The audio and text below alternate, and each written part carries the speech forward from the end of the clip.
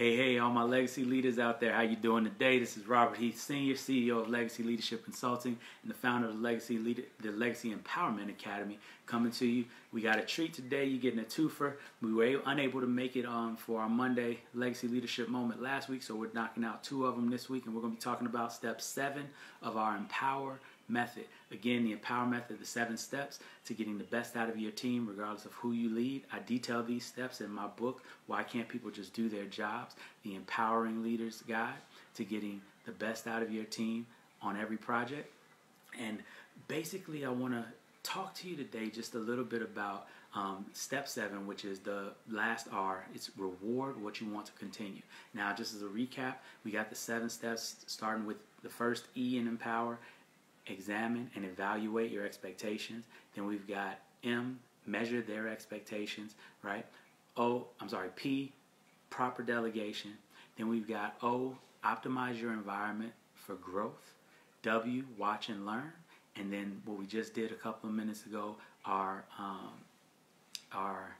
second E, which is to engage their inner problem solvers. I want to say, hey Jennifer, how you doing? Thanks for tuning in. And so the basic idea of what we're talking about, right? Let's go back through those really quickly. Number 1, your first E, we want to examine our expectations because we want to make sure that we have reasonable short-term, mid-term, and long-term expectations for what our team can do. We set ourselves up for failure before we even begin when we have expectations that our people are not able to meet or that we're not able to do as a leader. And so we set everybody up for failure, right? And then the second thing, you want to measure their expectations because oftentimes when you're good as a visionary, when you're charismatic as a leader, your people will want to do and go beyond what they're capable of. So you've got to set them up for success, and you've got to make sure that they're playing within a realm that is aspirational but is also very reasonable and attainable for them to go, because remember, we're talking about a long-term process of taking them from learning how to do the job to learning how to be very good at the job to then ultimately becoming leaders and being able to teach it to someone else themselves. So the next step is our P step, proper delegation, and we talk about in that step the 5 principles of proper delegation: clarity, aspiration, inspiration, trust, and ownership. Now, you can go back through the video and where I go really in depth in this, but it's really important that you understand that delegating is empowering. That's the dictionary definition of it. And there's a difference between delegation and just dumping work on people, and we talk about that a lot in the video. So next thing we want to talk about is your optimizing of your environment for growth. The key to optimizing your environment is understanding that we grow from our mistakes, that success is built on failure, and that the purpose of empowering leadership is to cultivate resiliency in the people that you're leading, to help them to get back up off the floor and to keep striving for that brass ring, right? And then we go to watch and learn. This is the place where you've done all the pre-work, you've gotten your people set, and now they're working on whatever it is that you want them to implement. Your goal at that time is to make sure that you are learning from the process. This is where you get to see how you're doing as a leader, right? How you doing, Sammy? Thanks for tuning in, right? And you want to make sure at this point in time you're checking to see how your communication went, whether or not they were understanding everything. You're going to actually learn from your people. Your people are actually helping you to become a better leader, right? And then we move into the post-supervision time, which is after the event. And this is where you're going to engage their inner problem solver. When they're coming up against things that yes, you could probably fix with the snap of fingers, or you know the answer right away. Your goal is not to tell them the answer because that cripples them. Your goal is to help them learn to think about the answer, to figure out what the answer is for themselves, because ultimately, in the process, what you're trying to do is you're trying to get your people to understand how to be a leader just like you are. And so, hey, Mark, how you doing? Thanks for tuning in, right? And so ultimately, we've gotten to the point where we've gotten them engaged, we've gotten them thinking like leaders, and the last step is really a step to bring the whole method together. And this step is to reward what you want to continue, right? And we're going to talk about 3 things when we're talking about rewarding. First of all, we're going to talk about the concept of positive reinforcement. And the big thing that I want you to think about here is, right, where your energy goes, where your focus goes, their energy flows. What you focus on, they will do. the people that you lead will focus on. If your focus is negative, then your people's energy focus will be negative.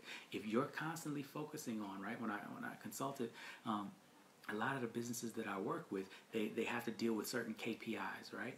And the thing that we know is that if you focus on those KPIs, then you're not going to be putting into place the systems that are necessary, which if they work properly, those KPIs automatically are results. It's the same thing with those people that you lead. If you focus on the individual things, then you're not going to be focused on them implementing the systems. And so one of the things that we want to talk about is the power of positive reinforcement.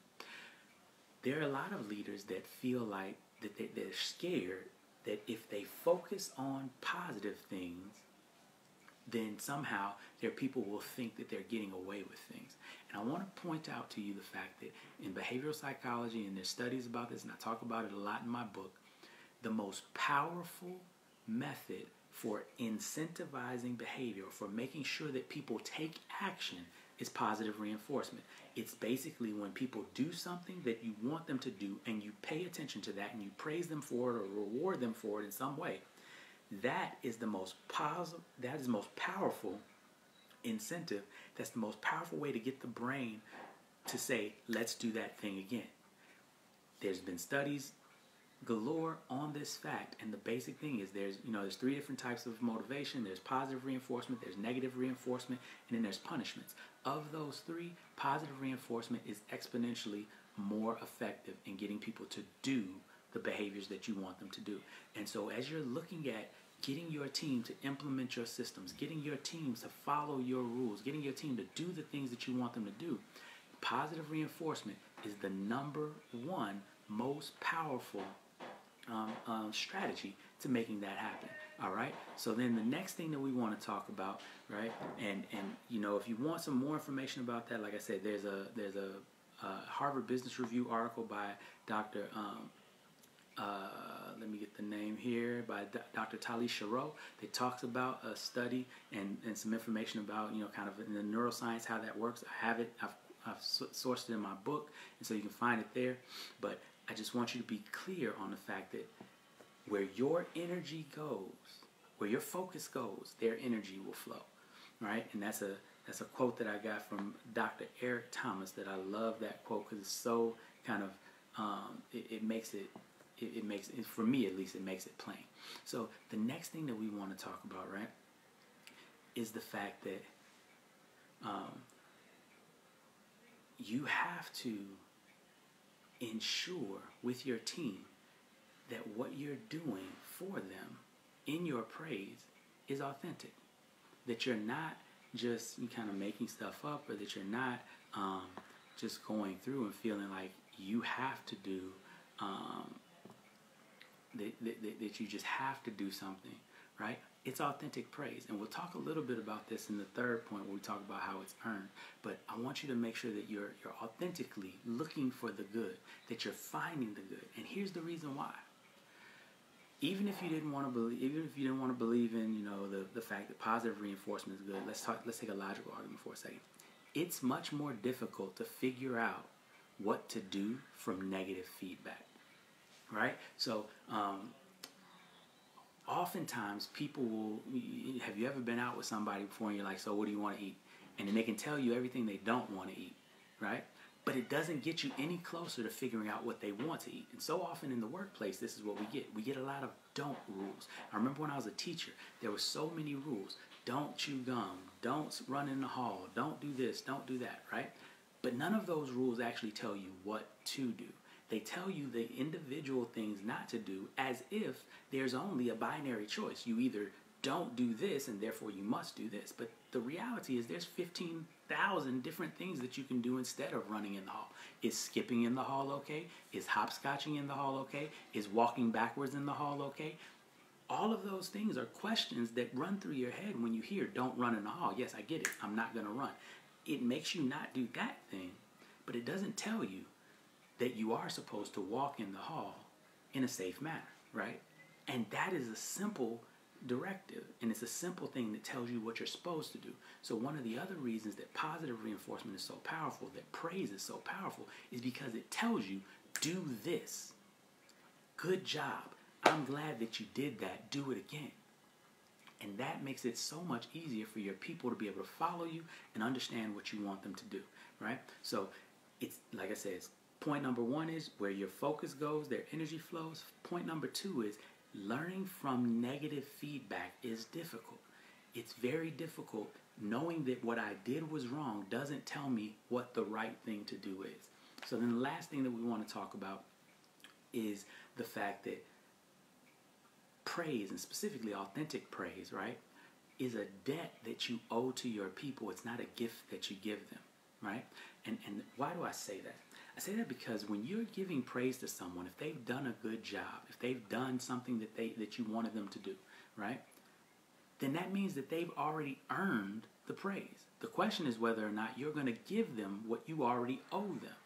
So many times we feel like we have to make up good things to say about people, and that's not what positive reinforcement is about. That's not what authentic praise is about.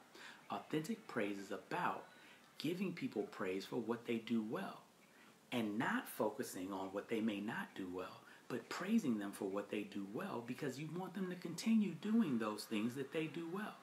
And you want them to work harder towards some of the things that they may not do well because they want to get the same praise that they get for the other things. So understand that as a leader, you owe it to your people when they do well.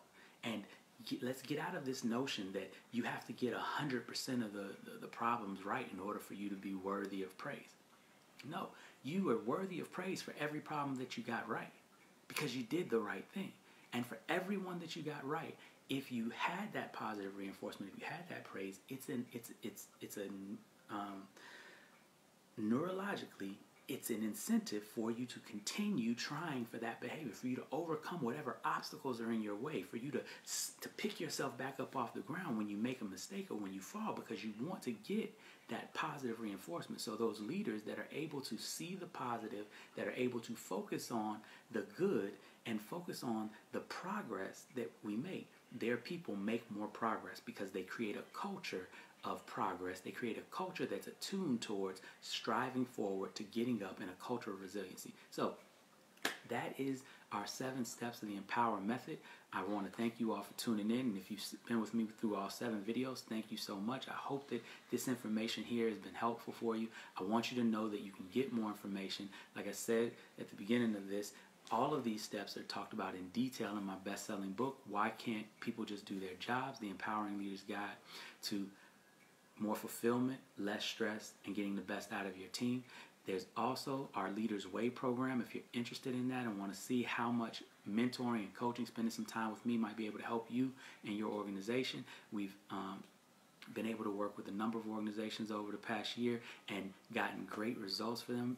I want to be able to do that for you. So if you're interested in that, then you can go ahead to our website and apply. You can go to legacyleadershipmastery.com. Again, that's legacyleadershipmastery.com/apply, and you'll be able to set up a time for a free strategy session with us to see whether or not we might be able to help your business. All right. So thank you tremendously for listening. Thank you for your desire to make your team better, to make yourself better as a leader. I want to let you know how much I applaud the humility that it takes to want to be a better leader. And I want you to know that you are important to this effort, to this goal, to our vision of making the world a better place, because we're trying to change the world one legacy at a time, and leaders do that. Leaders change the world because you change the way people see themselves. You change the way people feel about themselves. You change the way people see what they can do. And once you give them that new world, you've changed their legacy forever. So thank you for what you do, all of my legacy leaders out there. And as we always say, remember to live every day like it was on purpose. Have a great one.